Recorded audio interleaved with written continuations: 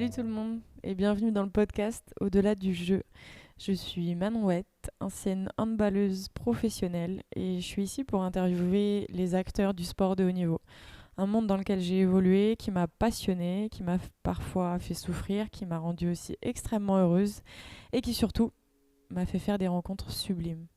Je trouve qu'on donne peu la parole aux sportifs sur des temps longs, donc c'est le moment ou jamais. Et je trouve qu'on se rencontre trop peu entre sportifs. L'idée ici, c'est d'avoir des enrichissements mutuels pour mettre en commun. J'ai rencontré des gens qui m'ont passionné, qui m'ont inspiré, et c'est l'occasion ou jamais de les accueillir et de vous partager nos conversations. Donc pour cet épisode 1, j'ai la chance, l'honneur d'accueillir Yannick Nyanga. Salut. Salut Manon. C'est vraiment un honneur pour moi. Pour la petite histoire, dès que je t'ai proposé, tu m'as tout de suite dit oui. Donc ça me touche beaucoup, c'est un projet qui est nouveau et du coup trop besoin de soutien dans les premiers moments, donc trop chouette. Et du coup je fais juste une petite présentation, tu complèteras. Mais du coup tu as fait 16 années de rugby au plus haut niveau, tu as joué à Béziers, tu as joué à Toulouse, tu as joué au Racing 92 et tu as terminé ta carrière, tu as joué ton dernier match professionnel avec le Racing et tu as eu l'opportunité de te reconvertir à l'intérieur même de ce club. Et voilà, tu vas nous expliquer un petit peu ton parcours. Ah, et j'ai oublié de préciser quand même, très important, tu as fait des années en équipe de France. C'est ça, ouais, quelques années en équipe de France. C'était l'équipe de France, c'était jalonné, c'était un peu je t'aime moi non plus. Ça a démarré très très fort à 20 ans. Jusqu'à 22 ans, ça a été l'amour fou. Puis après, l'équipe de France m'a oublié pendant 5 ans. Et puis après, je suis revenu en pointillé. Et donc voilà, c'est une carrière un peu sinusoïdale en équipe de France, mais qui a quand même au final 46 sélections. Mais bon, c'est pareil, on reviendra sur ça plus tard, mais c'est un peu la relativité de la performance sportive en fait. C'est pour ça qu'il ne faut pas toujours se focaliser sur le résultat, parce que le résultat il est quand même assez aléatoire, la sélection elle est quand même assez aléatoire en fonction des goûts et des attentes du sélectionneur. Donc voilà, il y a beaucoup de choses à dire. Et du coup, l'intérêt, c'est ça, c'est d'avoir ton recul après toutes ces années et d'avoir pu te dire, sur le moment, ça devait être dur. Ouais. Peut-être tu devais pas comprendre ou tu devais te dire, je sais pas, peut-être c'est injuste ou en tout cas, j'ai envie d'y être. Et du coup, là, avec le recul, tu dis que finalement, le parcours était beau. 46 sélections, participation au tournoi destination, Coupe du Monde, etc. Donc c'est dingue. Ouais. Et surtout après ces 5 années, quoi. Et donc du coup, c'est un peu ce que je veux dire, c'est que quand tu présentes les choses comme ça, tu vois, moi j'ai fait 16 ans de carrière. Sur les 16 ans de carrière, j'ai 4 titres de champion de France, un tournoi destination, une Coupe d'Europe avec mon club du Stade Toulousain à l'époque. J'ai 46 sélections. J'ai joué beaucoup de matchs en top 14. Je crois que je suis 5e joueur avec le plus de matchs en top 14. Et ça paraît hyper linéaire en fait. On a l'impression que les carrières ne sont rythmées que par du succès, alors que c'est tout à fait l'inverse quand on est sportif de haut niveau. Enfin, je pense que tu le sais presque mieux que moi. C'est beaucoup de frustration quotidienne, beaucoup de frustration année après année, et il n'y a pas un sportif qui connaît pas ça. Et quand j'avais passé mes diplômes de manager général là, à Limoges, j'avais fait mon mémoire là-dessus sur le fait que gagner ne pouvait pas être une finalité en fait. Et je prenais les exemples des plus grandes équipes de l'histoire du sport. J'avais pris je crois le Real Madrid. Ils avaient gagné 14 fois la Ligue des Champions. Tout le monde disait que c'était l'épouvantail, voilà, le grand de la compétition. Et en fait, il y avait eu plus de 75 éditions je crois de la Ligue des Champions. Et quand on gagne que 14 fois, ça veut dire que tu as une bonne soixantaine de fois où tu gagnes pas en fait, alors que tu es favori. Et donc gagner dans tous les cas c'est toujours quelque chose d'exceptionnel, et si tu mets tout ton focus que sur gagner, tu es tout le temps déçu en fait. Et voilà, c'est ce que j'ai appris en tout cas de ma carrière, qu'il faut plus se focaliser sur le comportement à avoir, sur ce que tu veux véhiculer, sur les relations humaines entre les joueurs et les joueuses, et donc et que si tout ça t'amène à gagner, c'est magnifique en fait. Mais c'est plus la construction, c'est plus le chemin en fait qui est important que la finalité en elle-même en fait. Oui, c'est ça, c'est la personne que tu vas réussir à devenir, puisque finalement, ça, c'est pas seulement une petite partie de nos vies. Nous, ça a été, là, pour le coup, la moitié de notre vie où on a fait que ça. C'est ça. Et tu as même commencé très tôt. Mm. Ce que j'ai cru comprendre que tu avais commencé, tu étais Ouais. vraiment minot. Ouais. Du coup, à quel moment tu as eu cette opportunité-là? Où est-ce que tu as grandi et comment est née cette passion? Ben moi, j'ai commencé le rugby de manière un peu hasardeuse. Mon père faisait construire une maison à Agde. J'ai commencé à Agde, pas très loin de Béziers, à 30 km. Mon père faisait construire une maison qui était juste à côté d'un terrain. Moi, j'avais 5 ans. Et il voulait que je fasse une activité parce que j'étais très turbulent, j'avais beaucoup d'énergie. Et en fait, on est allé voir le club de rugby d'Agde qui était juste à côté. Je savais même pas ce que c'était le rugby, je n'avais jamais entendu parler. Je voyais des poteaux en forme de hache, je savais pas trop comment ça se jouait. Et c'était un petit club qui venait de démarrer, donc ils ont dit bon, ben, on le prend, il fera les entraînements avec nous parce que c'était qu'à 6 ans qu'on pouvait commencer à l'époque. Et il fera les entraînements avec nous, et puis quand il aura 6 ans, il pourra faire les matchs. Moi, mon sport, c'était le foot. Mon père était un fan de foot, donc moi, je voyais beaucoup de foot à la télé. J'avais jamais vu de rugby, et je me suis dit bon, ben, j'y vais. Je regarde ça. Je fais ça pendant 6 mois, un an, et puis après, je retourne au foot. Et en fait, je suis jamais parti, quoi. Et c'est parce que je pense qu'il y a un tel esprit dans le rugby. Déjà, quand on est jeune, c'est des choses toutes bêtes, hein. C'est les goûters à la fin des entraînements, les départs en bus pour faire des tournois où ça chante, les cadeaux à la fin quand on fait des tournois. Enfin, c'est des petits trucs qui marquent une enfance, en fait. C'est ça, je voulais dire, c'est quoi tes premiers souvenirs rugby? Mais en fait, c'est ça qui te Ouais, vient en complètement. premier. Ouais. Les goûters à la fin, les chants dans les bus. On se déplaçait toute l'école de rugby ensemble. Donc moi j'étais mini poussin, j'étais tout devant, les poussins après, les benjamins, les Ouais. minimes au fond du bus qui lançaient tout. Et puis petit à petit j'ai reculé, reculé, reculé, et puis pour être jusqu'au fond du bus. Enfin, il y avait tout ce truc autour du rugby qui fait, je pense, un sport spécial. Et c'est un peu comme le hand, parce que je pense que c'est des sports un peu cousins, parce qu'il y a pas mal de contacts dans les deux sports. Et je trouve que le contact, il te pousse à la solidarité entre Ouais. nous, il te pousse à l'humilité, Ouais. tu vois, c'est très rare en hand que tu es, même aussi fort soit-il, qu'il y ait un joueur qui se sorte d'un collectif, comme ça peut être le cas au basket ou quoi. Au basket, tu peux tirer de loin à 3 points, ou tu peux prendre le ballon, aller marquer à chaque fois. Ouais, t'as pas le droit d'avoir de contact vraiment au basket. Au hand, t'as le droit d'avoir des contacts, et il y en a beaucoup. Au rugby, c'est pareil. Donc du coup, t'es obligé d'être ensemble, en fait, pour y arriver. Et ça, je trouve que ça donne quand même beaucoup de bonnes valeurs qui servent aussi dans la vie, quoi. Je trouve que ça se voit. Quand tu regardes un match de rugby, tu vois Mm. que la personne ne peut pas exister sans la personne d'à côté, qu'il y a Exactement. une solidarité, mais ne serait-ce que sur des mêlées ou des... Enfin, Ouais, voilà. En fait, le concept même, c'est que tu vas à la guerre et que du coup, si t'as pas ton copain à côté, t'es moins fort. complètement. C'est exactement ça. Et je pense que, enfin, il y avait, je le dis souvent, mais il y avait un slogan, c'était le rugby, c'est l'école de la vie. Tu vois, comment quand j'étais petit, je voyais tout le temps ce slogan qui passait à la télé. Et je trouve qu'il y a rien de plus vrai, en fait. Parce que déjà, je pense que dans le rugby, il y a une particularité, c'est que je pense que c'est le seul sport où tu viens comme t'es, en fait. Ça veut dire qu'il n'y a pas de prototype physique pour jouer au rugby.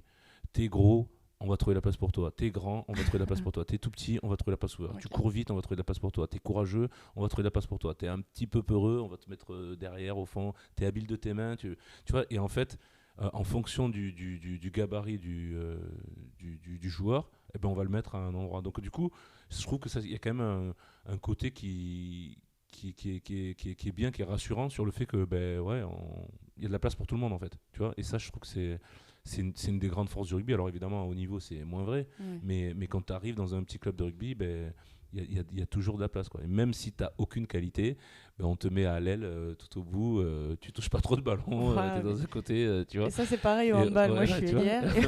Et c'est vrai que pourtant, j'ai quelques qualités Ouais, visiblement. ouais, Mais, c'est ça. mais ouais, c'est ça. Quand t'es un peu moins bon, tu vas dans les endroits où Et tu touches un peu moins de et- balles, mais t'as le droit de jouer quand Oui, même. alors qu'à haut niveau, les ailiers, c'est pas les meilleurs, mais presque. Tu vois, à très haut niveau, c'est ceux qui finissent le travail. Il y a beaucoup de travail préparatoire qui se retrouve au centre du terrain. Et puis nous, vu qu'on doit avancer et resserrer les défenses, dès que les espaces ont été créés, on envoie le ballon sur les ailes, et c'est eux qui marquent Ouais. beaucoup. Voilà, c'est ceux qui sont quand même beaucoup dans la lumière. Les ailiers, c'est actuellement Damien Penaud, par exemple, en équipe de France. À l'époque, il y avait Teddy Thomas aussi. C'est tous ceux qui sont un peu stars, ils sont souvent à ces postes-là.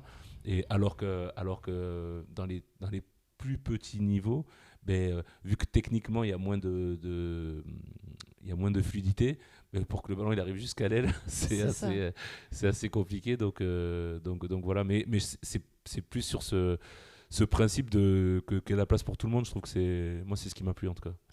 Et du coup, tu disais que du coup, les différences physiques n'étaient pas un problème et que tout le monde était accepté dans un sport comme le rugby. Est-ce que toi, parce que du coup, t'es né à Kinshasa, Ouais.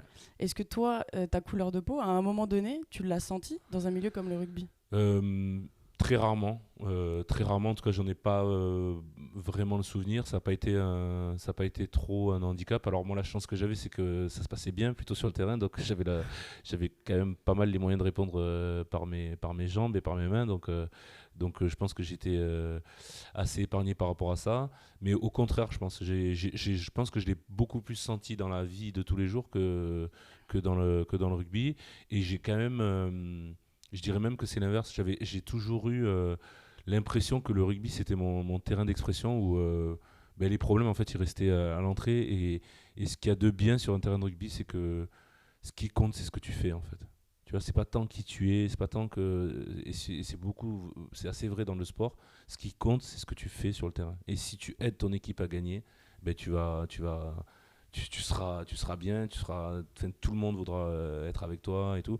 Et si tu as du mal à aider ton équipe à gagner, c'est un petit peu plus compliqué. Mais en tout cas, tu, tu, c'est vraiment beaucoup plus que les actions qui te définissent, plus que ce que tu es en apparence. Quoi. Ouais.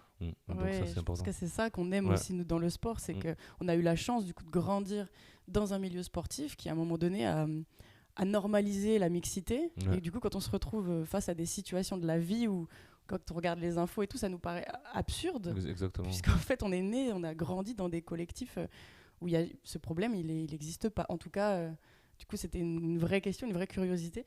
Donc c'est chouette que pour toi, ça a été un... Ouais, c'est ça, ouais, c'est comme tu dis, tu rentres dans le stade et en fait, Bah, complètement, et que ce soit en plus de ça sur l'interne et sur l'externe. Ça veut dire que sur l'interne, je sais pas, quand moi j'étais pas bien parce que je sais pas à la maison ça allait pas. Enfin voilà, moi mes parents ils sont séparés. Il y avait des moments où c'était pas toujours facile. Ben, le terrain de rugby c'était l'exutoire en ouais, fait. J'allais c'est ça. là-bas il y avait pas de problème, il y avait pas de truc et tout ça. Donc c'est assez personnel et c'est moi qui ai décidé que ce soit ainsi. Mais je trouve que le sport, il a quand même ce vecteur d'aligner un petit peu tout, quoi. Ouais. Quand tu es sur un terrain de sport, il n'y a pas il y a pas de riche, de pauvre, il n'y a pas de noir, de blanc, il n'y a pas c'est pas manichéen. Il y a ce que tu fais, il y a des actions, et ce que vous Ouais. décidez de faire ensemble. Et ça, moi, je trouve que enfin, ça a un pouvoir éducatif énorme. Et je m'en rendais pas compte, en fait. Je me rends compte maintenant que Ouais, j'ai c'est ça. arrêté. Et parce que c'était une norme. Moi, j'ai commencé à 5 ans, j'ai évolué là-dedans. Ça m'a permis de voyager, de rencontrer plein de personnes. Et j'avais beaucoup d'appréhension par rapport au fait que j'ai commencé à être professionnel. Mon premier contrat, j'ai signé à 17 ans. À 18 ans, je jouais tout le temps avec l'équipe professionnelle. Donc, j'avais pas des. J'étais pas bardé de diplôme ou quoi que ce soit. Et quand j'ai arrêté, j'avais un petit peu peur de ça, de me retrouver dans la vie normale entre guillemets et de pas avoir forcément les outils là-dessus et en fait pas du tout quoi. Le sport ça donne des outils incroyables, une aisance sociale parce on est habitué à côtoyer des gens différents tout le temps, de cultures différentes, d'horizons différents, qui parlent des langues différentes. Donc, et on a ce besoin de connecter avec eux pour pouvoir gagner des matchs, pour pouvoir performer. Et donc du coup, ça nous donne quand même beaucoup d'outils Ouais, pour la vie de tous pour les la jours suite. qui sont hyper forts. Et j'ai passé mes diplômes ensuite et ça m'a juste permis de comprendre que finalement ce que j'avais mon diplôme c'était quand même mon diplôme principal c'est quand même ma carrière sportive je trouve. Ça m'a permis de faire beaucoup de choses et les diplômes que j'ai passés ensuite ils m'ont permis de mettre je sais pas comment l'expliquer mais de mettre de la forme un peu dans tout ça et de me rendre compte que voilà j'ai une carrière sportive. Maintenant j'entame une autre carrière professionnelle qui est aussi sportive mais mais qui se sert de tout ce que j'ai pu vivre avant Ouais. pour y arriver. Ouais, parce qu'on définit un petit peu les savoirs, les savoir-faire, les savoir-être. Mais nous, des savoir-faire et des savoir-être, c'est tellement, on l'a tellement fait depuis toujours qu'en fait, on en a développé plein. Et Ouais. on a l'impression que c'est normal de réussir à vivre dans un collectif au quotidien, alors que c'est vraiment pas du tout anodin. L'impression que la persévérance, que le fait justement de quand tu te retrouves face à un défi systématiquement, tu vas avoir cette volonté. Ça, c'est des choses qui sont pas naturelles pour les gens qui n'ont pas forcément grandi dans ce milieu-là. Et c'est intéressant qu'on puisse, plutôt que de de se diriger tout de suite vers des longues formations en après-carrière, de réussir déjà à se dire qu'on a développé des compétences et que ces compétences-là, on va réussir à les mettre au service d'un projet de reconversion. Mais du coup, je voyais que tu as été capitaine très tôt dans ta carrière. Est-ce que du coup, ce rôle de leader et de transmission, c'est quelque chose qui très tôt, en fait, je pense, il faudrait en parler à ceux qui me côtoient régulièrement, mais moi, c'est vrai que j'ai quand même... je sais pas comment l'expliquer, mais j'ai quand même un besoin pour me sentir bien qu'autour de moi, ça marche, quoi. J'ai du mal à me dire que, je sais pas, je vais rarement arriver dans un endroit et sentir qu'il n'y a pas une bonne atmosphère et venir faire mon truc et repartir. J'ai quand même ce besoin de connecter avec les gens autour de moi, de connaître, de comprendre pour ça. Et donc, du coup, ça fait que je m'intéresse beaucoup. Alors, je parle beaucoup, mais j'écoute, je pense écouter tout autant. Et donc, du coup, j'ai très très jeune, j'ai changé beaucoup. Il y a une chose que j'aime bien faire aussi, c'est me servir de l'expérience des autres en fait, pour ne pas avoir à faire les mêmes, tomber dans les mêmes pièges en fait, parce que sinon c'est trop dur en fait. Moi, il y a quand même dans la vie de tous les jours, je trouve ça impressionnant le monde dans lequel on vit. Tu vois, moi, je m'émerveille de toutes les petites choses. Tu vois, je suis pas très vieux, mais j'ai vu le portable arriver. Et moi, le téléphone portable, c'est un truc que on s'en sert tous de manière assez normale, sans trop se poser de questions. Mais moi, le portable, pour moi, c'est pas de la sorcellerie, mais c'est un truc incroyable. L'avion, on monte dans un avion, t'imagines, avant on n'était pas capable de le faire, et ça c'est parce qu'il y a des gens qui ont étudié des choses, qui ont transmis des choses à d'autres, et qui ont transmis des choses à d'autres, et qui font qu'aujourd'hui il y a l'intelligence artificielle, il y a le téléphone portable, il y a l'avion, il y a énormément de choses, et tout ça c'est de la transmission en fait, et donc j'ai toujours eu ce truc de on m'a transmis quelque chose, il faut qu'avec ce truc là j'aille le plus loin possible. Et puis, une fois que je serai le plus loin possible, il faut que je transmette à quelqu'un qui aille le plus loin possible, et ainsi de suite. Et donc, je sais pas, ça fait sans doute de moi un leader dans ce que je fais. Et c'est peut-être pour ça qu'on a décidé que je sois capitaine assez tôt des équipes dans lesquelles je jouais. Ouais, t'as besoin que ça fasse sens. Exactement. Ce que tu fais. Que c'est pas juste. Pour toi, ça a jamais été juste du rugby. Non. Ça a toujours été beaucoup plus que ça. Ouais. Okay. Et du coup, à ton sens. Quelle qualité on t'a attribué qui pour toi t'a semblé être le meilleur des compliments? Tu vois, moi par exemple, un jour on m'a dit, et c'était même pas dans le handball, on m'a dit, toi tu sais bien t'entourer. Et pour moi, il y avait rien de plus beau en fait, tu vois, dans la vie, de me dire, si je m'entoure des bonnes personnes, c'est qu'a priori je suis sur le bon chemin, tu vois. Alors je sais pas, j'ai la meilleure qualité qu'on m'a attribuée. Ça peut être aussi sportive. Ouais, pure, non, je dirais la générosité. La générosité, je suis quand même généreux dans le sens, pas forcément généreux au sens physique, financier du terme et tout, mais je suis généreux dans ce que je donne. Si je donne tout en fait.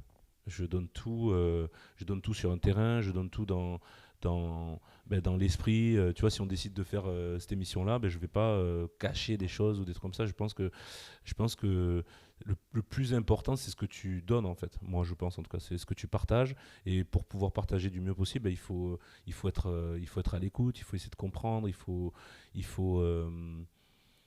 je sais pas. Je pense que c'est ma capacité à m'intéresser. Je m'intéresse et ma curiosité, et puis du coup après le fait que je partage. Ouais, mais c'est significatif parce qu'en fait, nous, on s'est rencontrés via la team Adidas. Ouais, c'est vrai. Et en fait, moi, je suis arrivée dans la team Adidas un peu timide, nouvelle, etc. Et en fait, ça a été un coup de cœur, en tout cas de mon côté. Bien sûr, moi aussi. Et ça a été vraiment immédiat parce que justement, tu as eu cette sincérité de venir vers nous et de poser des questions et de t'intéresser. Et je sentais vraiment que tu t'intéressais, que c'était pas juste comme ça, ni pour faire genre parce que tu es un ancien, tu dois. Non, vraiment, ça t'intéressait de découvrir d'autres sports, d'autres manières de penser. Et du coup, c'est cette authenticité-là qui est l'identité de ce podcast. Et du coup, c'est top que tu sois le premier invité. C'est tellement logique. Tu vois. C'est quelque chose qui se ressent directement chez toi. En fait. Merci, c'est un super compliment. Moi, par rapport à ça, c'est vrai que dans cette team Adidas, je faisais partie des capitaines. C'était le début de ma fin de carrière. Et j'avais vraiment ce besoin de transmettre et de connaître et de comprendre. Et un peu cette peur aussi, je pense, de l'inconnu. Je ne savais pas trop vers quoi j'allais. Et en fait, c'est dans une relation, je trouve que c'est toujours, il faut toujours comprendre que ce soit une relation entraîneur-entraîné, que ce soit une relation de coéquipière, un jeune coéquipier ou un ancien, en fait, ben c'est toujours dans les deux sens, en fait. Et ça, il faut toujours le comprendre. Ça veut dire que l'entraîné, il amène autant que l'entraîneur, en fait. Tu vois, l'athlète, là, pour le coup, de la team Adidas, l'athlète, il amène autant que le capitaine qui est censé être un peu... un peu un mentor, je sais pas, c'est peut-être un mot fort, mais un peu guide, un peu accompagnateur et tout. Mais en fait, moi, dans des moments comme ça, j'apprenais autant que ce que j'essayais de transmettre aux athlètes. Donc, moi, je trouvais que c'était une super initiative et je me suis beaucoup nourri de ça, en fait. Ouais. C'est de l'humilité pure. Et du coup, par rapport, on discutait tout à l'heure du moment où ça a été un peu plus compliqué. Alors, compliqué en tout cas par rapport à l'équipe de France, je pense qu'en club, ça tournait toujours bien. Ouais, ça tournait toujours bien.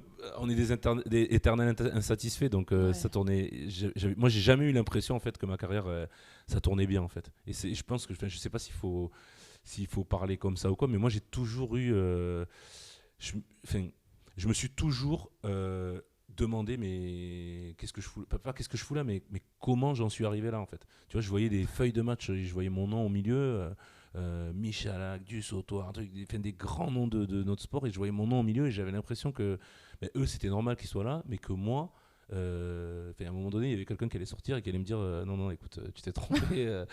Ça t'a jamais lâché ça. Ça m'a jamais lâché, et ça m'a pas lâché ça pour tout, mais en fait j'en ai fait une force. Ça veut dire que maintenant je suis hyper à l'aise avec ça. Je doute tout le temps, mais je suis à l'aise avec le doute parce que je sais qu'en fait ce doute là il me fait faire des choses extraordinaires, quoi. Et donc ouais, il y a quand même ce truc de ben, tu vois, des fois il y avait certaines choses qui étaient vécues de l'extérieur comme une injustice et que je vivais aussi comme une injustice, mais au fond de moi je me dis mais attends, ouais, c'est vrai que c'est injuste, mais en vrai, regarde, tu vois, c'est lui qui joue à ta place. Et c'est ce mélange d'humilité et d'ambition, tu vois, qui en fait, au final, ne sont pas. Tu vois, on a peut-être tendance à les opposer, mais pas du tout en fait. T'as l'humilité de te dire que bon, ben voilà, le sélectionneur il te choisit ou il te choisit pas, l'entraîneur il te met titulaire, remplaçant ou pas du tout, ou il te choisit pas. Mais par contre, t'as quand même la fierté de quand on te donne l'opportunité de te dire en fait je vais tout donner et on va voir si je suis si nul que ça ou quoi, tu vois. Et c'était toujours cette ambivalence entre les deux qui j'ai l'impression en tout cas qui a construit ma carrière. De toute façon, le seum que tu ressens si t'es pas sélectionné ou si t'es pas titulaire, c'est ça aussi qui nous nourrit. Bien sûr. Et je pense qu'à un moment donné, on disait si les échecs sont là, si ce n'est pas que victoire, et ben tant mieux, on va vers la victoire parce qu'à un moment donné, on a été mis de côté, quoi. Ouais. Tu veux pas revivre cette émotion-là. Et moi, c'est ce que je regrette le plus, je trouve, dans la vie de tous les jours, c'est qu'on met pas assez en valeur l'échec, en fait. L'échec, il est... Enfin, moi, c'est ce que j'essaie, en tout cas, dans l'entraînement, j'essaie de dire à tous mes joueurs, c'est que le pire, c'est pas l'échec, en fait. Le pire, c'est de rien faire, c'est le calme plat, tu vois. Je leur dis que le sentiment opposé à l'amour, c'est pas la haine, c'est pas vrai. Le sentiment opposé à l'amour, c'est l'indifférence. La haine, c'est une forme de l'amour. Alors, c'est pas sa plus belle forme, mais c'est une forme d'amour, en fait. Ou en tout cas, si c'est pas une forme d'amour, il y a quelque chose... C'est qu'il y a encore de l'amour, il y a de la déception, il y a de la colère, il y a de tout ce que tu veux, mais il y a aussi de l'amour. Quand t'es à l'opposé de l'amour, c'est quand on n'a plus rien à faire, en fait. Ouais. C'est quand on a... Et on peut le voir dans les relations amoureuses. Ça veut dire que... quand tu aimes quelqu'un et qui te déçoit, ben, tu passes par la colère, mais c'est qu'il y a encore un peu d'amour. Quand on n'a plus rien à faire, ben, tu es à l'opposé de l'amour, c'est l'indifférence. Ben, c'est un peu pareil dans la performance. C'est une métaphore alambiquée, mais c'est un peu pareil dans la performance. Ça veut dire que l'opposé d'un bon match, c'est pas un match où tu as fait plein de bêtises ou quoi, c'est le match où tu n'as rien fait. Tu vois, parce que rater des tirs, rater des plaquages, rater des passes et tout ça, ben, c'est déjà un pas vers la réussite, en fait. Je sais pas si je suis clair dans ce que je dis, mais... Ben, j'ai lu aussi une phrase dernièrement qui disait si quelqu'un ne joue pas, il vieillit vite. Et je pense qu'il y a ce rapport au jeu, qu'il y a le rapport aussi à l'amour du sport qu'on fait au quotidien. Si à un moment tu oublies de jouer, ben, je pense que c'est là que tu commences à aimer un peu moins ce que tu fais et tu vieillis vite. Oui, je pense. Bien sûr. Ouais. Ben, jouer au sens ludique ou jouer au au sens ludique. Ouais, Dans le jeu, complètement. ouais, Parce voilà. qu'en fait, nous, on a la chance aussi. Moi, je me suis retrouvée à Rio aux Jeux Olympiques et quand je voyais les autres s'entraîner, qui ramaient ou qui nageaient ou qui couraient, je me disais, nous, on joue. Ouais, c'est clair. Vraiment, Ouais. on nous demande de jouer. C'est Mm. le fond même de notre métier et il faut jamais l'oublier. Exactement. C'est ça le plus dur, je pense. Je pense que c'est le plus dur, c'est de ne jamais oublier que c'est qu'un jeu. Et, euh, et ceux qui réussissent, pour moi, c'est ceux qui arrivent à. Il faut cette notion de plaisir. Et cette notion de plaisir, elle est dans plein de choses. Elle est dans l'effort, elle est dans la gagne, elle est dans la peur de perdre, dans la peur de ne pas être à la hauteur. Mais il faut quand même qu'il y ait une notion de plaisir. Et cette finalité, c'est ça, tu vois. La finalité, c'est le central. bonheur, c'est le plaisir, c'est le partage entre nous, de se dire que.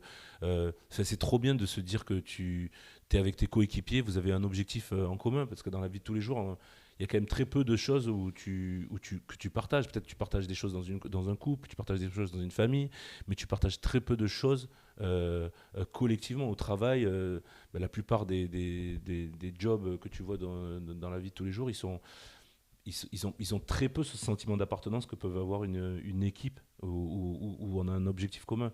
Et ça, je pense que ça fait partie des belles choses en tout cas que j'ai vécues. Je suis fier de ça et c'est ce qui fait qu'on peut aller beaucoup plus loin en fait. Quand tu partages la même chose avec les mêmes personnes, c'est ce qui fait qu'on peut aller beaucoup plus loin. Ouais, parce qu'en fait, on a presque à la base un seul truc en commun, c'est cette passion, cet amour du sport qu'on pratique. Mais derrière, par contre, on a des différences de dingue. Ouais. Je sais pas, on évolue dans des équipes où des fois il y a des 15-20 ans d'écart, Ouais. avec des nationalités différentes, des cultures, des éducations différentes. Des croyances. Des croyances. Et ça, c'est des choses qui sont ancrées et qu'il faut réussir à garder. Mais en même temps, il y a un objectif commun. Et à ce moment-là, comment réussir à créer un collectif avec des personnalités aussi différentes. Et je trouve que c'est la richesse vraiment de ce qu'on fait, quoi. Ouais, mais ça, je pense que c'est la clé des grands, en fait. La clé des grandes institutions, du sport, c'est de représenter quelque chose qui va au-delà du simple résultat, Ouais. de représenter quelque chose qui va au-delà de la personne, en fait. Ça veut dire que je pense que, et même si le monde il évolue, je pense que ça restera toujours vrai. Le sentiment d'appartenir à quelque chose qui est plus grand que sa personne, je trouve que c'est trop bon en fait. Enfin moi en tout cas je sais que dans mes années, tu vois, moi j'ai passé 10 ans à Toulouse. Toulouse c'était le club de la ville. Et ce qu'un Toulousain a en commun avec un autre Toulousain, il y a beaucoup de choses. Il y a le cassoulet, il y a tout ce que tu veux. Il y a l'accent, il y a le Capitole, il y a plein de choses. Et il y a le Stade Toulousain. Ok. Et donc ça, je trouve que c'était quand même un super truc d'appartenir à ça. Quoi. Tu vois, je me souviens, je baladais dans la ville, tu vois des stickers du Stade Toulousain sur pratiquement une voiture sur deux. T'appartiens à quelque chose de Voilà, plus grand, t'appartiens à quelque chose de plus grand, tu vois. qui existait avant, qui existera après exactement, toi. qui existera après. Toi, tu es là, tu transmets ce truc-là. Et j'ai toujours eu ce truc-là, même. Alors, c'est beaucoup plus compliqué à Paris et ce sera plus Ouais. compliqué au Racing de réaliser la même chose parce que Paris, c'est 10 millions d'habitants et il y a tellement d'offres différentes que c'est compliqué de rassembler tout le monde autour du Racing. Mais ce truc d'appartenir, ce sentiment d'appartenance à quelque chose de grand, à quelque chose qui représente des valeurs que tu partages, je trouve que c'est beaucoup plus fort que de gagner un titre comme ça au milieu de nulle part avec une addition Ouais. de talent. Je pense voilà, gagner, ça peut pas être la finalité. Ouais. C'est d'être quelque chose qui représente quelque chose de fort pour nous. Et si ça nous permet de gagner, c'est mieux, quoi. Et du coup, est-ce que tu as eu le sentiment à un moment donné dans ta carrière, moi ça m'est arrivé une fois, ça a duré 3 jours, mais c'était en rentrant des Jeux Olympiques, où tu t'es perdu?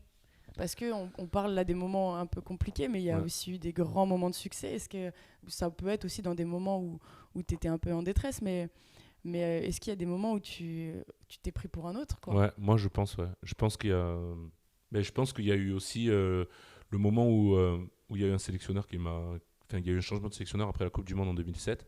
Donc j'avais joué la Coupe du Monde en France. J'avais 22 ans. J'avais déjà 25 sélections. Au retour de la Coupe du Monde, on est champion de France avec le Stade Toulousain. Et j'ai l'impression, alors on n'a pas été champion du monde, mais j'ai quand même l'impression, on avait perdu la finale de Coupe d'Europe de 3 points. J'avais 22 ans, j'avais déjà joué pratiquement tout ce qui était possible de faire à mon âge. Et je me sentais un peu arrivé. On parlait de moi comme quelqu'un qui allait être assez successful. Je pense que je me suis un peu perdu dans le sens où j'avais un peu oublié pourquoi j'étais là, et j'étais plus aussi sérieux qu'avant. Et ça a aussi participé à ce que je sois plus sélectionné pendant tout ce temps-là. Donc j'ai mis du temps, je me suis dit que le sélectionneur il comprenait rien, que ça tu l'as pas compris voilà, tout tu vois, de j'ai suite. pas compris ça tout de suite. Et puis après, à force que ça se répète, en fait, tu te dis écoute, qu'est-ce que je vais faire pour pouvoir revenir, et même si ça a été une période difficile, j'ai aimé ce que je suis devenu pendant cette période, en fait. J'ai aimé l'humilité à laquelle ça m'a poussé. J'ai entendu des choses sur moi, j'ai lu des choses comme quoi j'étais fini, alors que j'étais encore très jeune. Et donc, du coup, j'ai remis un peu les choses à leur place pour pouvoir essayer de revenir. Et à la fin, parce que 5 ans c'est long, je sais pas, j'ai dû m'en rendre compte au bout d'1 an et demi, 2 ans. Et puis après, je me suis blessé au genou gravement, 10 mois d'arrêt. Puis après, je suis revenu à mon meilleur niveau. J'ai failli faire la Coupe du Monde en 2011, mais je ne l'ai pas faite. Et puis, il y a eu un nouveau sélectionneur. Il a mis encore 1 an avant de me sélectionner. Donc, il y avait vraiment un moment donné où je travaillais énormément pour revenir, mais j'y croyais plus au fond de moi. C'était un peu robotisé, quoi. Je faisais sans trop espérer. Et puis quand je suis revenu, ça a été très fort. Et puis après ça, moi j'ai changé tout le temps mon maillot. Tu me demandais mon maillot avant. J'ai un maillot par là. On avait 2 maillots par match. Donc je distribue, j'ai changé, je truc. À la fin, voilà, quand t'as 5 ans entre ta 25e et ta 26e sélection, tes maillots, tu les échanges pas parce que tu as toujours l'impression que c'est le dernier. Ok. Tu vois, t'es beaucoup plus. C'était plus Les du tout la places, même c'était philosophie. plus du tout la même philosophie. Et Ouais. donc, au final, je pense que c'est la deuxième qui est quand même qui t'apporte beaucoup plus que la première, parce que la première, tu perds le goût des choses en fait. Et, euh, et, et je pense que la clé, en tout cas pour moi, d'être heureux, la clé du bonheur, c'est de pouvoir se satisfaire de ça, de tous ces petits moments en fait. Qui sont forts en fait, tu vois, c'est une chance de pouvoir être là, d'échanger, de parler sur notre vie comme ça. C'est une chance de pouvoir se dire que dans ta tête tu te prépares pour essayer de faire des JO qui vont être en France. C'est une chance de pouvoir te dire que tu vis de ta passion. C'est une chance de pouvoir te dire que ton métier c'est de jouer avec des coéquipiers, coéquipières. Tu vois, tout ça c'est une chance, et on a tendance à l'oublier en fait. C'est quand on commence à prendre trop de choses exceptionnelles pour acquis Ouais. que on se satisfait plus de rien, et c'est dur d'être heureux dans ces conditions-là en fait. Il faut se le rappeler, la chance Exactement, qu'on a au ouais, quotidien. ouais. Moi, je sais que dans ma carrière, j'ai été embêtée par les douleurs, qui ont été quelque chose qui ont pu gâcher certains moments, et qui ont pu des fois faire oublier un petit peu cette chance, de me dire ouais, j'ai de la chance, mais bon, je souffre tous les jours. Est-ce que toi, ton rapport à la douleur, qu'est-ce que ça a été dans ta carrière ? Moi, mon rapport à la douleur, c'est depuis que j'ai 5 ans, donc j'avais l'impression que c'était normal en fait. J'avais l'impression que c'était normal, au rugby, d'avoir mal, c'est normal en fait. Moi, je sais pas si j'ai déjà fait un match sans avoir mal, peut-être le premier de la saison, et encore. Mais on a mal tout le temps. Ouais, Et je me souviens que la première fois que j'ai habité avec ma copine, avec ma femme maintenant, c'était une des premières choses qui l'avait choquée, c'était ça. En fait, c'était que elle me voyait le lendemain des matchs. Je me souviens notamment la télécommande. Tu vois, tu fais tomber la télécommande par terre. T'es sur le canapé, tu fais tomber la télécommande, et puis je soufflais.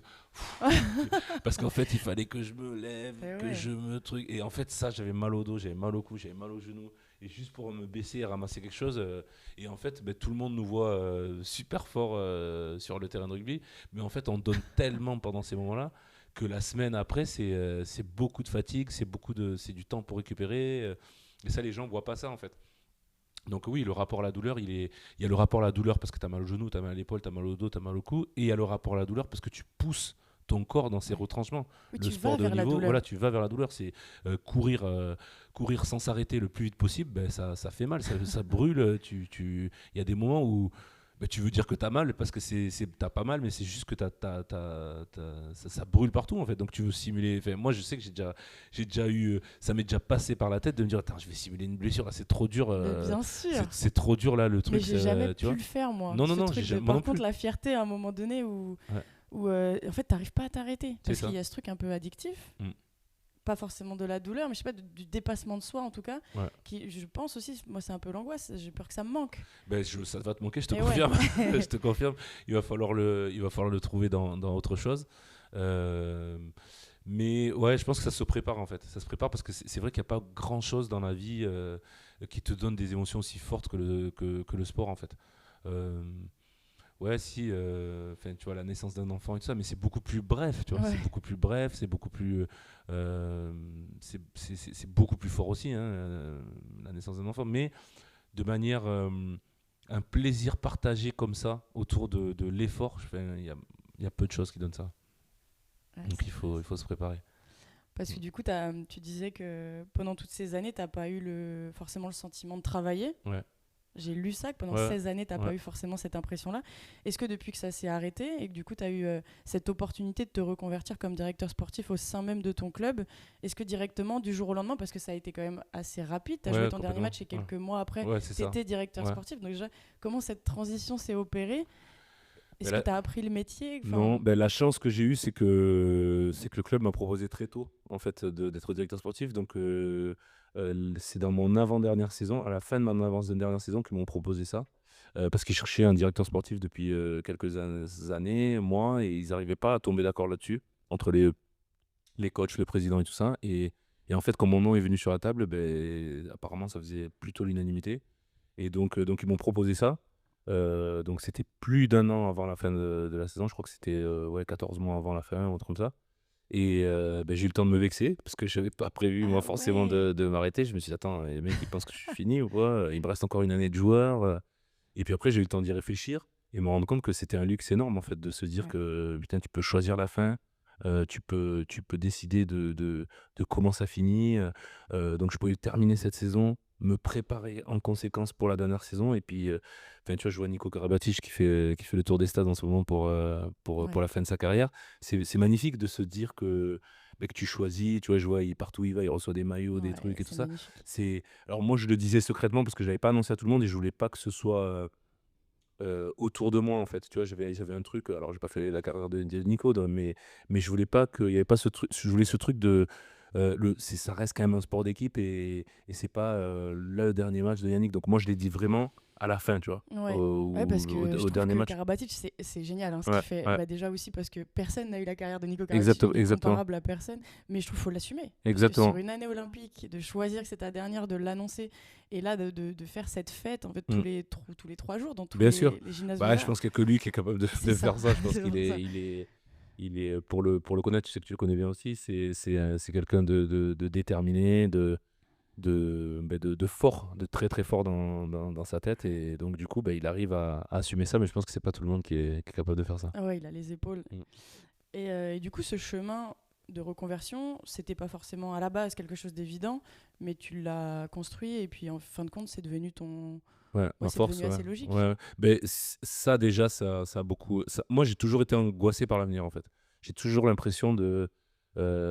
Ok, j'ai trouvé que ça, on a gagné ça. Ok, mais c'est quoi la suite? On a fait ça, mais c'est quoi la suite? Et c'est presque trop d'être angoissé comme ça. Et donc, déjà, l'après-carrière, c'était une vraie problématique pour moi.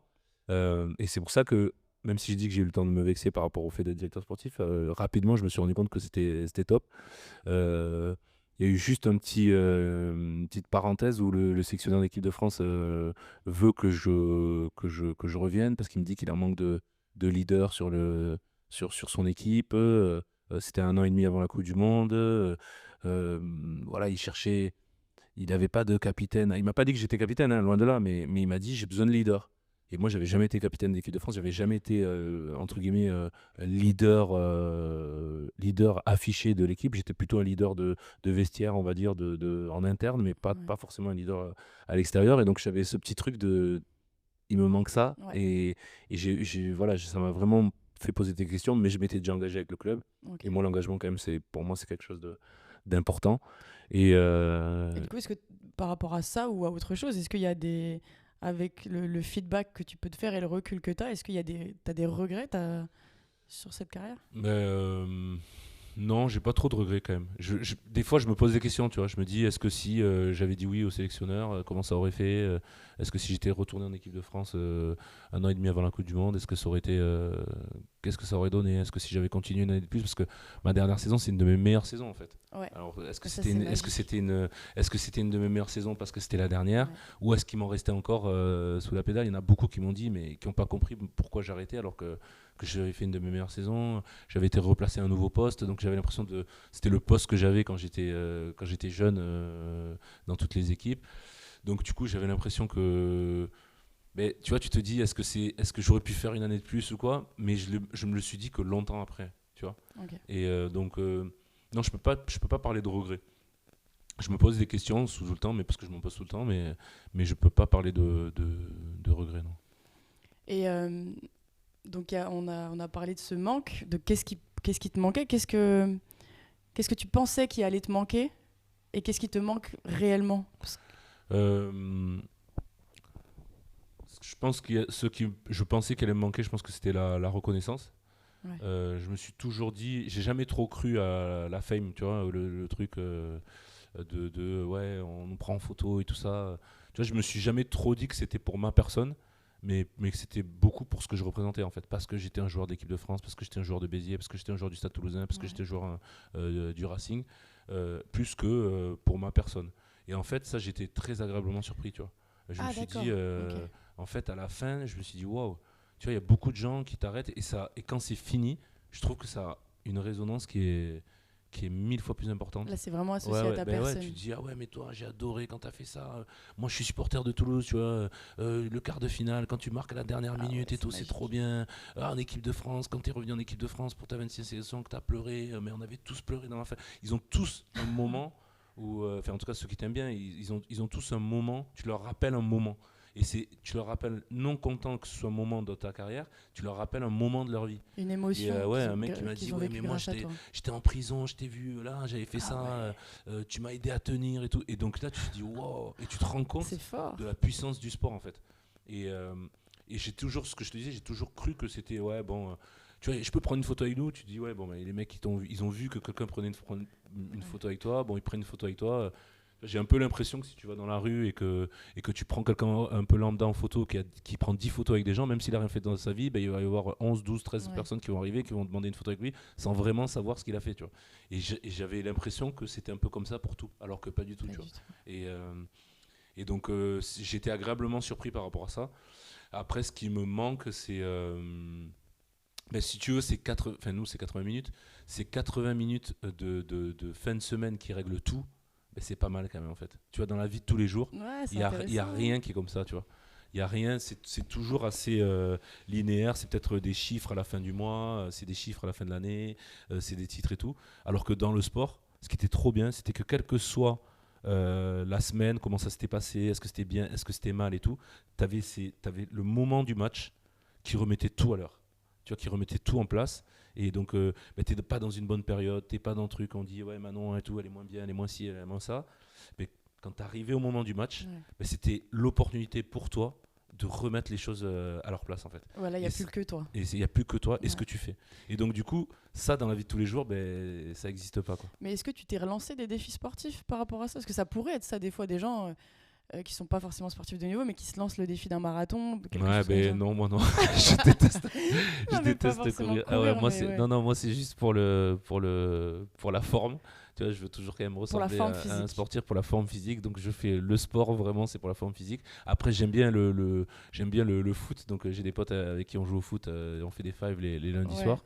Mais cool, Mais à la cool, voilà, Ouais. c'est pour le côté jeu. Le côté jeu, oui, tu vois, j'adore jouer. C'est ça. Mais comme j'aime jouer, je sais pas, aux cartes, au Uno, au truc. Ok. J'aime jouer, je suis un compétiteur, j'aime jouer, je sais pas moi, au loup, j'aime jouer à tous ces jeux-là. Tu vois, j'ai toujours gardé cette âme d'enfant.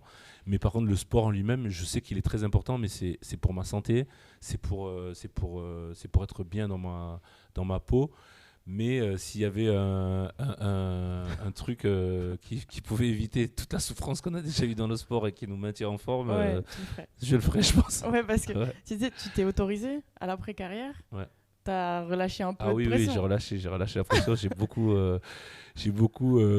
grossi. J'ai arrêté le sport. Je faisais un peu de foot et tout ça, mais c'était surtout la bouffe. Ouais, mais je rigole, mais bon, c'est l'angoisse Ah de ouais. me dire. La bouffe, c'était Ouais. vraiment le truc où je me laissais aller. Et puis, c'est tout bête, mais le sport, ça te régule en fait. Le fait que tu dois rester en forme, ça te régule. Et quand tu n'as Ouais. plus d'objectifs, ben c'est super dur. C'est super dur de dire non quand on te propose un verre de vin. C'est super dur de dire non quand on te propose de goûter un dessert et que tu n'as plus d'objectifs en fait. Et donc, je suis passé par cette période qui était très compliquée.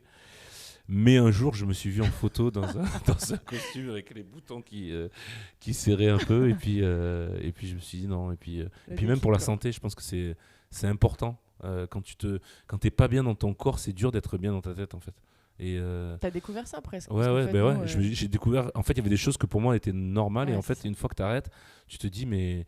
Enfin, tu vois, là, je vais courir et tout. Pendant que tu cours, c'est trop bien. Et puis surtout, en fait, le plus dur, ça a été de faire du sport sans le côté compétitif. Ouais. Ah oui, voilà, c'est ça. Parce qu'en fait, j'ai continué de faire du sport, mais je le faisais avec la même manière que je le faisais pour une compétition. Mais sauf que c'est trop dur, en fait. Ouais, C'est bien trop sûr. dur de faire un footing et de te pousser à fond et tout quand t'as pas de match le week-end. Et donc, du coup, ben, j'abandonnais tout le temps. Tu vois, je faisais des séances de muscu, des séances de trucs et tout ça, et j'abandonnais tout le temps parce que je les faisais comme un sportif de haut niveau. Sauf que j'avais pas le Ouais. pourquoi du sportif de haut niveau. Et donc, ben, c'est tellement dur que t'abandonnes. Et là, j'ai retrouvé le plaisir de sortir, d'aller courir, de m'en foutre à quelle vitesse je cours, combien je cours. Je cours. Si j'ai envie de marcher, je marche. Si j'ai envie de courir, je cours. Je me mets de la musique. Des fois, je vais sur le rythme de la musique, j'accélère un peu. Et puis après, je marche un peu, je reprends mon souffle et puis je repars. Et puis c'est en pas fait, grave. et c'est voilà, exactement. Ouais, Et c'est c'est ça. pas très grave. Et c'est ce qui m'a réconcilié en fait avec le sport, quoi. De réussir à basculer dans du sport bien-être. Exactement. Et ça, ouais, je pense que ça met un peu de temps. Ouais, Parce qu'on est tellement formaté, on Ouais. est des machines, quoi. Parce que l'activité de sport de haut niveau, je sais pas si elle est très bonne pour la santé, tu vois, Non, de pousser ton bah, corps, non. alors que l'activité physique, c'est top, voilà, c'est vital même. Quelqu'un qui fait pas qui n'a pas une bonne activité physique, je pense que ben, il s'expose à avoir des problèmes plus tard, tu vois. Mais dans ce formatage, moi, je me retrouve en retraite de yoga l'été dernier. Et quand elle me dit de faire un mouvement, j'essaye de faire le mouvement et je force et je force. Mm. Elle me dit non, mais c'est pas du tout le concept Ouais. du yoga. Et je découvre en fait un sport qui est vraiment centré autour de qu'est-ce que tu es en capacité de faire aujourd'hui. Ouais. Si c'est moins qu'hier ou plus qu'à. On s'en fiche. Ouais. Le but, c'est de donner le maximum de ce que tu as là. Mais même pas le maximum. C'est juste de sortir de la séance et de te sentir bien. Exactement. Alors que c'est tellement pas ce dans quoi on a baigné Ouais, depuis complètement. tant d'années.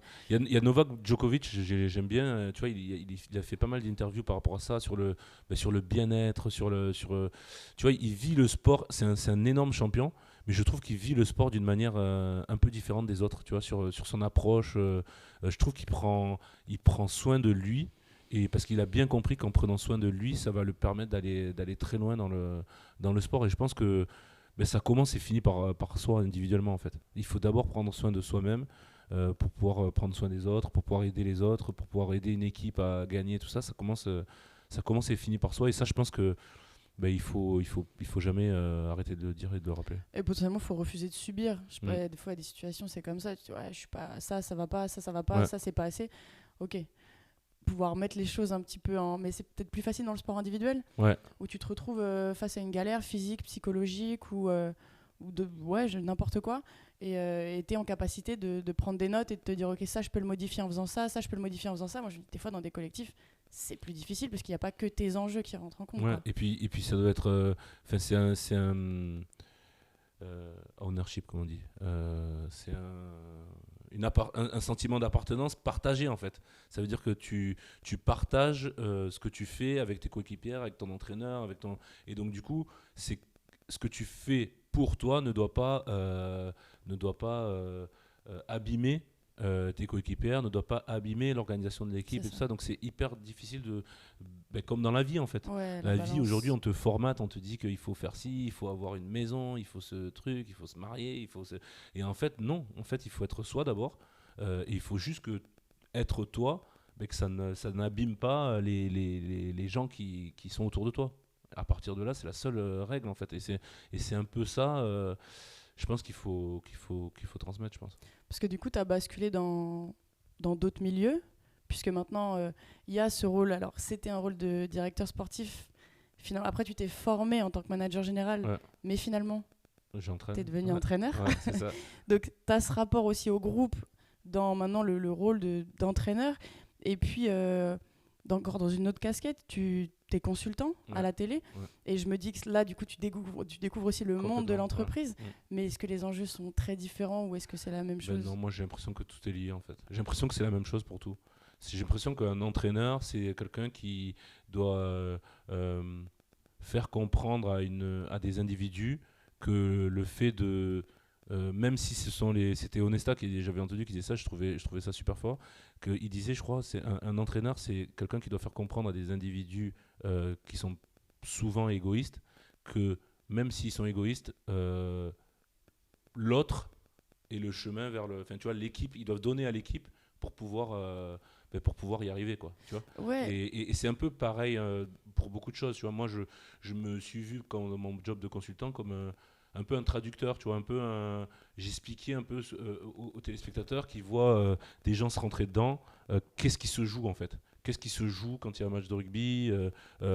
Quelle est la philosophie de telle équipe? Comment ils voient les choses telle équipe? Qu'est-ce qui va faire que telle ou telle équipe gagne, telle ou telle équipe perd, telle ou telle équipe joue comme ça?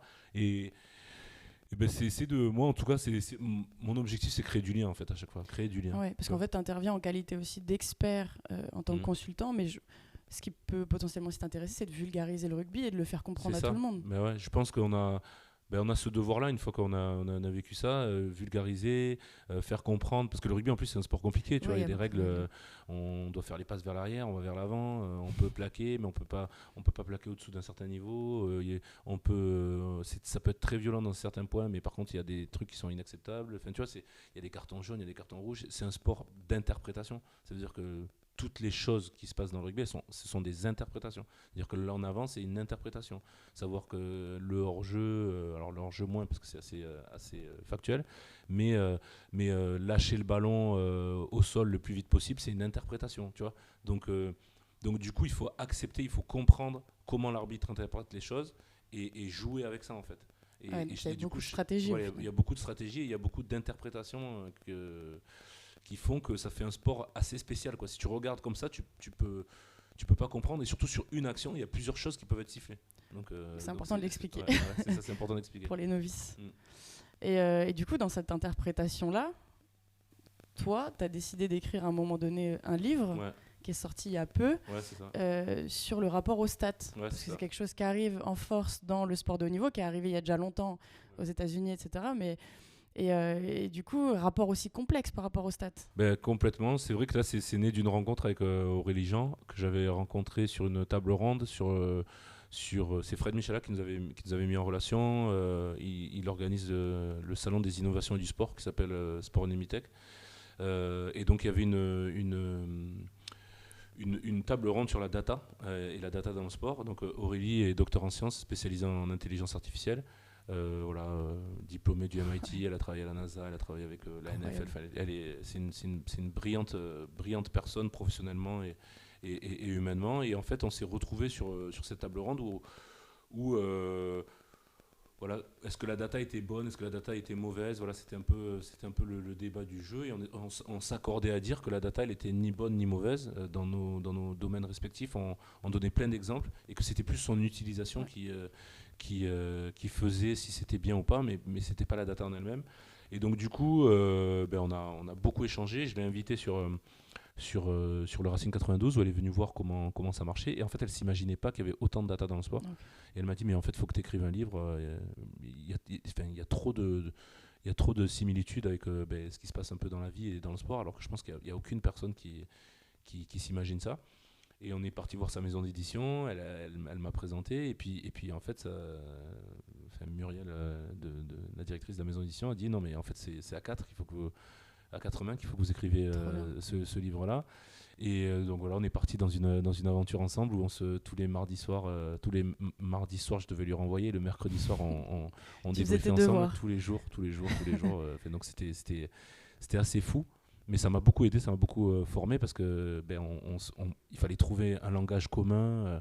Des fois, j'écrivais des choses, je me disais non mais ça n'a aucun sens, je comprends pas. Ben ouais, mais ça, dans le rugby, on parle comme ça. Mais non, mais là, tu vas t'adresser pas qu'à des rugbyman. Et puis elle écrivait des choses et je comprenais pas. Donc on passait notre temps à se réécrire, si bien que quand on a sorti notre livre, le correcteur, il a pas eu trop je crois qu'il a fait 26 corrections comme ça, ou 20 corrections, pas plus, sur 200 pages. Donc, mais parce que nous, on n'arrêtait pas déjà entre nous. Et du coup, ça a donné un truc, donc quand même, je suis assez fier. Je m'imaginais pas, on m'avait beaucoup proposé d'écrire des autobiographies, Ok. mais j'ai trouvé, enfin, tu vois, j'avais pas l'impression d'avoir quelque chose à raconter de fun. J'avais pas trop aimé, moi, les autobiographies de joueurs de rugby que j'avais rencontrés. J'estimais qu'il y en avait très peu qui. Enfin, tu vois, il y a la biographie de Sia Colissi, le double capitaine double champion du monde de rugby, qui lui est intéressante. Mais sinon, il n'y en a pas beaucoup qui sont bien, selon moi. Et là, je trouvais que c'était différent. Je raconte mon sport et donc, du coup, je me raconte un peu. Mais c'est pas autour de moi, c'est plutôt autour de mon sport et de l'évolution de mon sport. Et du coup, bah, ça parle de sport, mais pas que en fait. C'est l'évolution de la vie, elle est un Ouais. peu pareille. Tu vois, la data, ça parle à tout le monde, même ceux qui font pas de sport. Et on parle de plusieurs sports différents, on parle de choses de la vie. Et je suis quand même, voilà, je suis assez fier de ça. Et Ah ça oui, fait c'est une corde de incroyable plus d'ouvrir, à mon arc. enfin, Quoi. d'ouvrir, Ouais. d'écrire un bouquin, de sortir un bouquin. Je sais pas, c'était pas forcément quelque chose que tu avais en Ben tête non, moi pour dans moi ta vie, c'est quoi. impossible. Impossible. Ouais. C'est-à-dire quand Aurélie me parle de ça la première fois, je lui dis non, mais on m'a proposé et tout, mais sauf que moi ce qu'on m'avait proposé Oui, c'est de faire des c'était pas interviews pareil. où le mec écrirait et tout, et donc j'avais dit non. Mais elle me dit non, non, par contre, avec moi, tu vas écrire. Je vais Ouais. pas écrire à ta place et tout. Tu as des choses à dire, ben, tu vas les dire, tu vas les écrire, et puis on le fera ensemble. Moi, j'écrirai sur la partie technique, toi, tu écriras sur la partie vécu, expérience, compréhension, traduction de ce que je dirais moi sur le technique, mais t'écriras. Donc voilà, pendant 3-4 mois, on se voyait enfin, on se faisait des visios parce qu'elle vit à Los Angeles. On Ok. faisait des visios assez tard le soir parce que Mais elle, ouais, elle est en décalage. arrière, le décalage, et on échangeait là-dessus, mais c'était passionnant. Ah ouais, c'était une aventure vraiment. Ouais, une vraie aventure, ouais, vraie aventure. Et puis ça m'a permis de rencontrer du monde, de lui faire rencontrer du monde aussi. Non, franchement, c'était top. C'est de l'échange, encore Ouais, une vraiment fois, des du choses. lien. Ouais, encore et toujours. Et j'ai une petite question, c'est une question qui vient d'une experte pour le coup de la reconversion, une dame qui s'appelle Véronique Barré, qui est une ancienne volleyeuse professionnelle, qui m'accompagne moi actuellement, et qui est justement dans euh, comment réussir à transformer les qualités que tu as développées en carrière sur ton après-carrière. Et du coup, elle avait une question. Bonjour Yannick, la question que je voudrais te poser est la suivante. Est-ce que tu penses être à la bonne place aujourd'hui dans ton métier ? Plus précisément, est-ce que dans ton métier actuel, tu estimes réussir à mobiliser toutes les ressources que tu avais développées pour devenir le joueur que tu étais, et t'y épanouis-tu ? Alors si oui, ben pourquoi, et surtout comment tu en es arrivé là ?